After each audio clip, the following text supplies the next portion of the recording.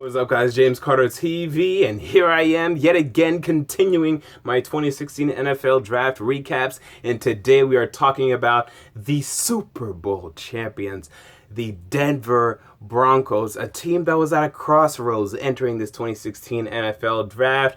They needed a pretty good draft, and they needed to find a quarterback, and that's what they did. Let's start with their first round pick, 26th pick overall, quarterback, Paxton Lynch out of Memphis.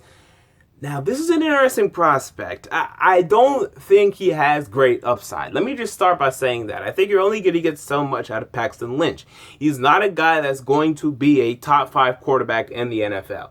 Maybe if he can last for 10 years, he'll get to the point where he has so much experience to the point where he can just dominate the game based on that. But he's not going to be a guy that's going to change the world, that's going to break the game, that other teams are really going to, have nightmares over, like an Aaron Rodgers or Tom Brady or a Peyton Manning, as you know quite well. But I do believe this is a guy that can be a starting quarterback at the next level.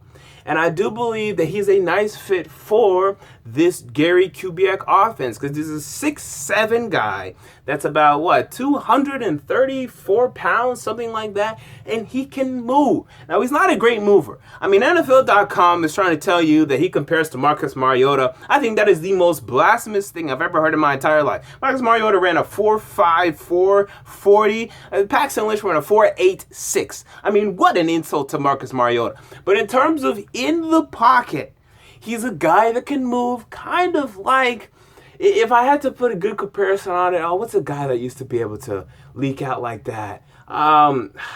Kind of a Steve McNair in terms of he's hard to get down. He's able to roll out on some rollouts, kind of a Matt Schaub-ish too. Like Gary Kubiak has some. He's hard to get down. He's able to move around pretty much behind the line of scrimmage. Now, once he moves past there, he's not fast, and teams are going to take him down. He's not going to run for 25, 30, 40 yards. He's not going to do that. But Jameis Winston's also a good comparison. Yeah, Jameis Winston. In terms of a guy that's hard to bring down and can move around back there, despite not looking to be very athletic. And Jameis Winston himself is not very athletic. Jameis Winston is not going to run for 40 yards, although he did run for 30-something yards against Oklahoma State in their first game in the collegiate season of 2014. How, I don't know, but that's what he did. What's up, Jameis Winston? But he's a guy that can move. And then in terms of his arm talent, because that's what we really care about, right? Can he make the throws? Can he be a good NFL quarterback?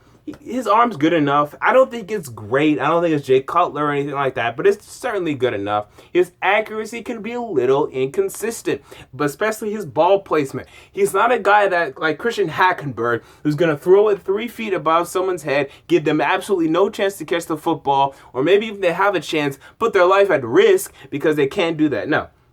He's a guy that doesn't know how to place the ball, or just maybe can't place the ball in advantageous positions for his wide receivers to get open after the catch, or get yards after the catch, I should say, or be able to throw his receivers open. Not great at reading progressions on the football field, throwing receivers open, or putting it where it needs to be so that they can get yards after the catch.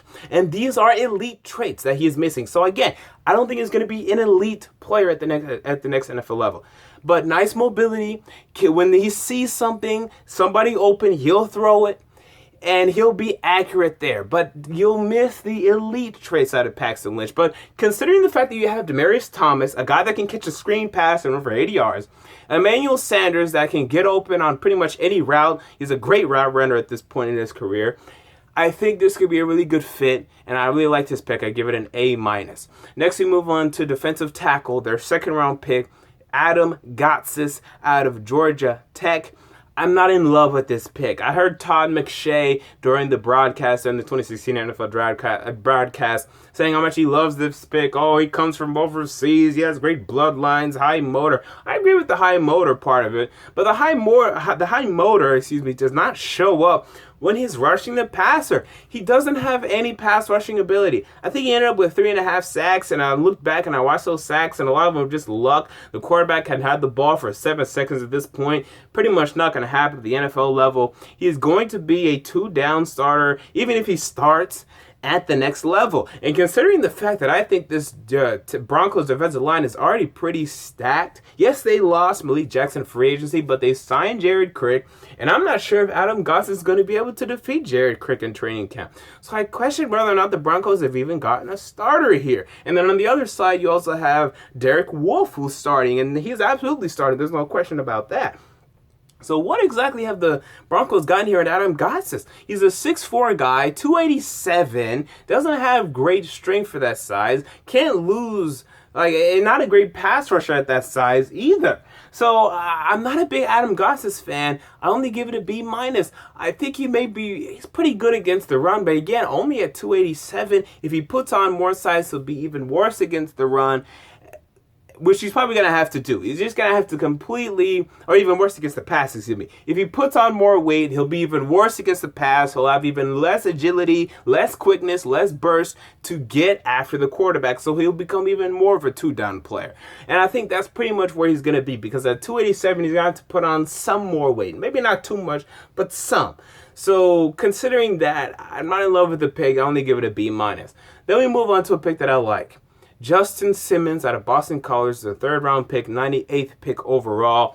A guy that's probably going to play free safety for them, as he should. Now, the only reason I say that is because he played cornerback, a good bit of cornerback at Boston College. Didn't play much cornerback his last season, but the 2 seasons prior, absolutely. I mean, in fact, you could say it was half and half playing free safety and cornerback, but I think he's going to play free safety, to which I say good, because this is a guy that has nice leaping ability. I mean, he was one of the top, if not the top performers at the Combine in terms of broad jump and vertical. I think he had over a 40-inch vertical, over a 126-inch broad jump. So this guy can leap.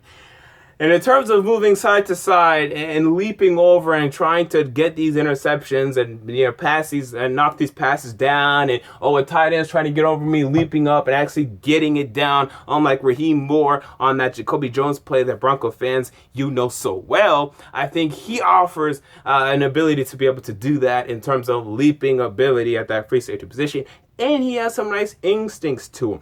But in terms of cornerback, I don't think you want him there, but just in case you do, I don't think he's a very good cornerback. I think he was miscast as a cornerback throughout his early parts of his career. Doesn't have great speed, only ran a 4.60 at the Combine. For cornerback speed, that's not very good. For free safety speed, you can get away with that because he has such nice instincts and leaping ability. I give it an A-. Next, we move on to 4th round, running back Devontae Booker out of Utah. A lot of people love this pick. I don't. I think it's a good pick. I will say it's a good pick. I think the need at running back is there because I'm not a big C.J. Anderson fan, and neither should you, because this is a guy that really absolutely did not show up much at all. Now, you can blame that on the offensive line last year. I'm talking about in 2015.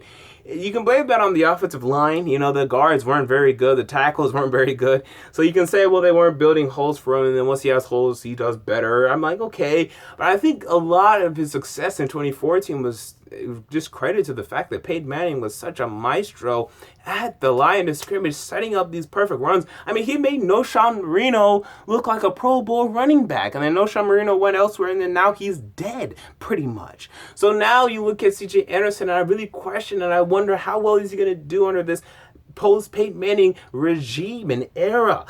Now they take Devontae Booker, who I think is kind of like C.J. Anderson. Now he's taller. He's about 3 inches taller. C.J. Anderson's 5'8". This guy's 5'11". But Devontae Booker is standing at 212 and doesn't have great speed like a C.J. Anderson. Gets away mainly by his footwork. And it's good footwork that he has. I mean, he's very good at shifting and cutting and finding open lanes and pretty good vision for his size. But I would have liked to see them get a change of pace back. Ronnie Hillman is still there, I believe. But I don't care about Ronnie Hillman. I would have liked to see some speed juxtaposed with C.J. Anderson. But I think what the Broncos are trying to do is they're trying to be a power run, a team, a guy that like really, actually a power run team. Not the fake power run that the Tennessee Titans are building, but an actual power run in terms of we don't care how fast our guys are moving. We're just going to beat it into you, which is fine. But I just think Devontae Booker's a little too much like C.J. Anderson for me. But Devontae Booker does do this. He offers a lot of receiving ability. And I think that'll be a nice fit in the Gary Kubiak offense with Paxton Lynch as well. So I think that's where you're really going to see value with Devontae Booker. I'm not quite sure, though, you'll see him be decidedly better than C.J. Anderson and claim the starting spot like a lot of people are predicting. I give it a B+, though, because it is a pretty good value here in this point of the draft. All right, next we move on to the 5th round pick, my favorite pick of this Denver Broncos draft. And I really like a lot of it, so that's saying a lot. And that's Connor McGovern out of Missouri, a guy that I like a lot. Man, this guy is country strong. I mean, this guy squats 690 pounds, broke the record at Missouri, broke the record that I think I've almost ever seen in my life. I mean, this guy is an absolute monster. Tore his pectoral, and this is concerning, while benching 515 pounds, which is impressive. And this is something actually that I'm hearing quite a bit about. Brian Orakpo, if you remember, the former Washington Redskin, now Tennessee Titan, also tore his pectoral when going over a 500-pound bench press. So I'm saying, Connor McGovern, I know you're strong, but man, ease off of those weights because I can't have you tearing your AC or your pectoral every time you do the damn bench press. But point is, this guy is strong, and you see that on his play because, man, he moves people. And I think he was miscast as a tackle at Missouri. Now he's going to play guard, and I think he's really going to flourish here. I think the Broncos have found a starting guard in the 5th round, a guy that's going to be very important in the run game and in this power run that they're trying to build, power run scheme, mentality that they're trying to build with Devontae Booker and C.J. Anderson. And then I'm going to talk about the fullback that they took also in this draft. He's going to really make an impact in terms of the run game that they're trying to build, to which I say good, and to which I say, Broncos, you earned an A+, which is rare indeed, but I give it here. Next, we move on to Andy Janovich, the fullback that they took in the 6th round, 176th pick overall, fullback out of Nebraska. Last year, he helped Amir Abdullah, I believe, get over the 1,000 yards or whatever, how many yards that he had at Nebraska during that season.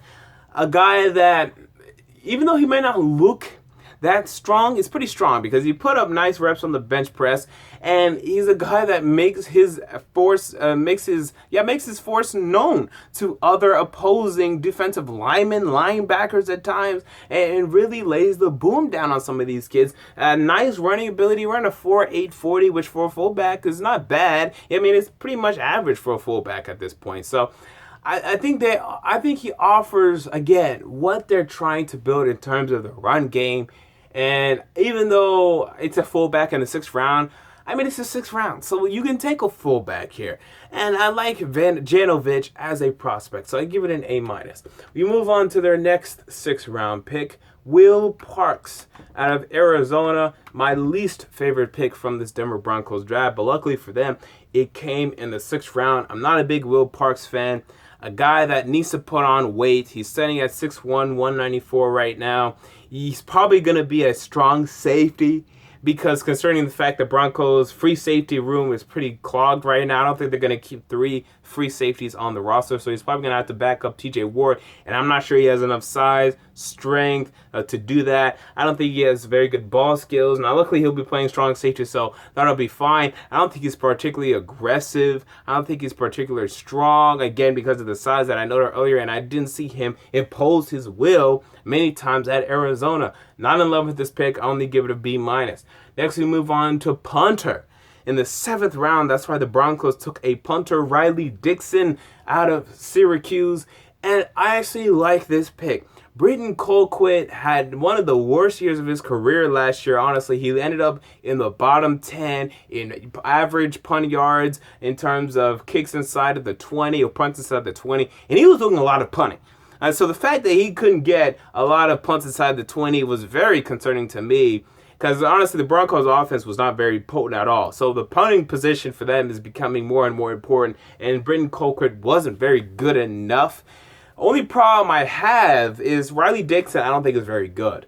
I think he's a dome punter, a guy that has much more success inside of a dome. I don't think he has a very strong leg. I think he's a directional punter, a guy that really can succeed in kicks in terms of punts inside the 20. And a guy that is accurate in terms of moving punts in a certain direction, kicking it out of bounds when it needs to be punted out of bounds, and doing all of that. But I don't think he has very good leg. I don't think he offers much more than Britton Colquitt outside of just punts inside of the 20. So I question whether or not he's going to be able to beat out Britton Colquitt. And the Broncos may end up wasting a 7th round picker, but maybe Riley Dixon will beat him out. And then maybe the Broncos are just looking for someone that can aim it in the damn direction we want it. So I give it a B, because there's a chance he can still beat out Britton Colquitt, but I'm not sure I'd put my money on. So when we go back to my GPA system that I've concocted, I put in all these grades. Again, it's a weighted scale, so the first few rounds carry a heavier weight than the later rounds. Came out, Broncos get a 3.44 GPA out of 4. This translates to a B plus, which is one of the higher grades and GPAs I've given out thus far. I think it only trails the Green Bay Packers and another team that I cannot remember right now. So I think maybe also the Seattle Seahawks. I'm not sure. Probably the Seattle Seahawks. So pretty good in terms of John Elway yet again finding some starters. Paxton Lynch starting at quarterback, I think earlier than people think, because Mark Sanchez will prove to be very, very turnover prone, which we should already know at this point. I question how much impact Adam Gotsis will make, but I admit there could be some impact felt there. Justin Simmons, I think, is an eventual free starter at free safety. Devontae Booker may get into the starting mix. We'll see. And I think they got an absolute starter in Connor McGovern, a guy that I think was going to start from the get-go. And the Broncos fans will be very happy that they took him. And then from there, a starter fullback, because when you take a fullback, he's pretty much going to start for you. Safety Will Parks, I'm not sure is going to make the cut. And then Riley Dixon, we shall see. So overall, a very nice draft for the Denver Broncos, and they get a B plus from me. Until next time. James Carter TV, I'm out. Peace.